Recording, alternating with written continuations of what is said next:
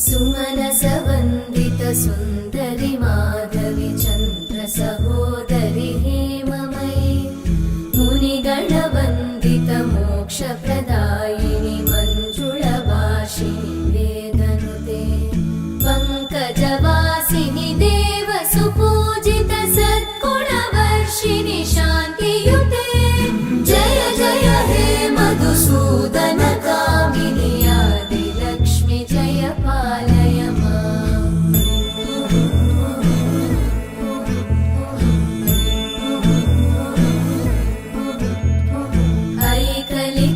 ऐकलिकल्मषनाशिनि कामिनि